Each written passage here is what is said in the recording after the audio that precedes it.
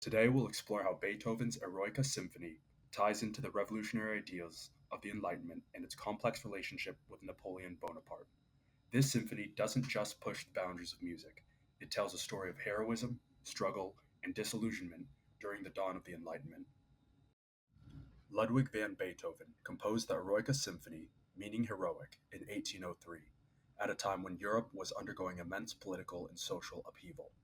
The symphony was initially dedicated to Napoleon, who Beethoven admired as a champion of Enlightenment ideals. However, Beethoven famously retracted this dedication in anger when Napoleon declared himself emperor, betraying those same ideals. The Eroica was not just a work of art, it's a reflection of a time when music was used to question authority, celebrate human achievement, and push boundaries.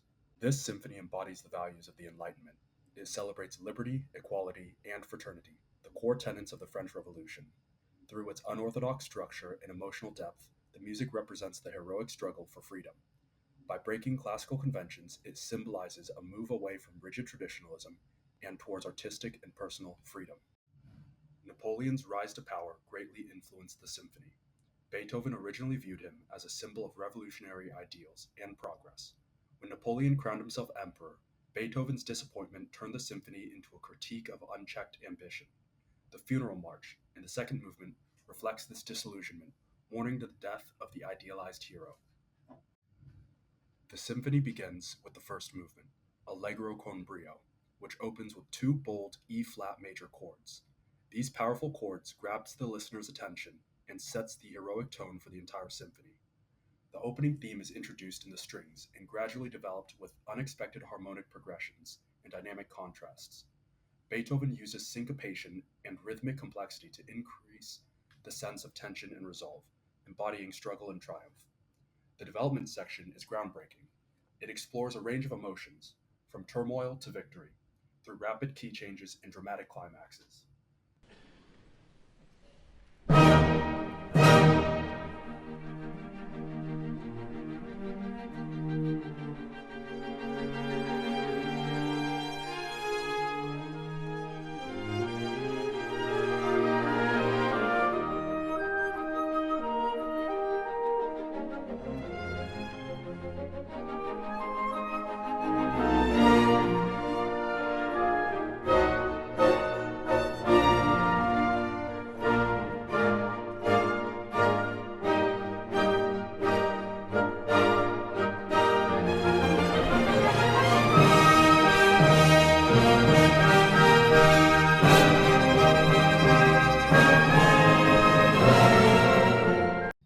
The second movement, Marcia Funbre, is a funeral march that shifts the symphony's mood from triumph to reflection. This movement is solemn, a stark contrast to the energetic first movement. The minor key and dotted rhythms establish the somber, mournful tone. The main theme is introduced with a steady pulse, evoking a feeling of grief and loss. As the movement progresses, moments of hope emerge, but they are overshadowed by the return of the funeral march, symbolizing the persistence of sorrow. The movement closes quietly, as if mourning the loss of a hero.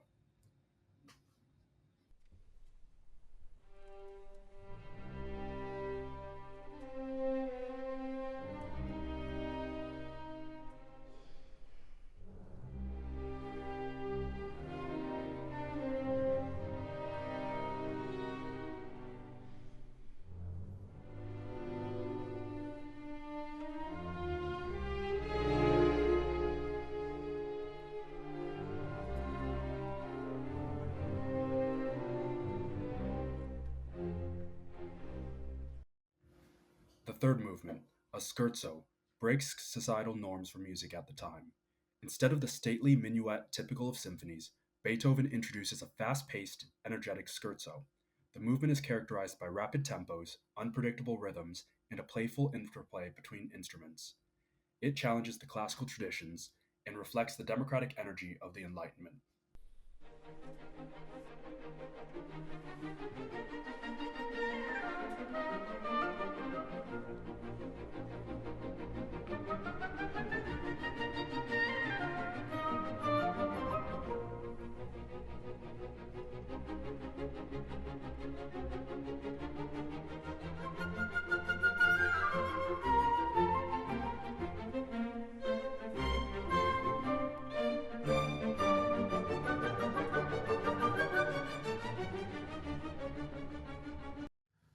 fourth movement concludes the symphony with a groundbreaking finale.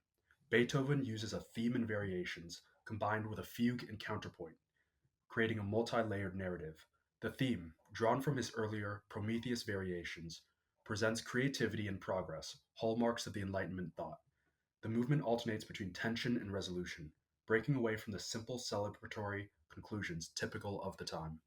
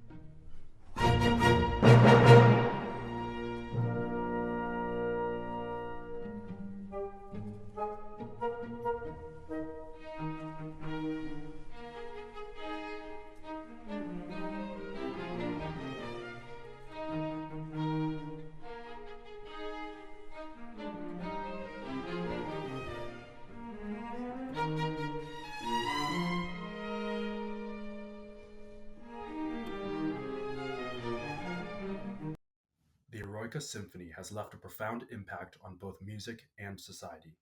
It redefined the symphony as an artistic form capable of emotional and intellectual expression, and it later inspired romantic composers to explore themselves in themes of individualism and heroism. Its universal message of struggle, sacrifice, and triumph continues to resonate, making it a timeless masterpiece that we can look back to today.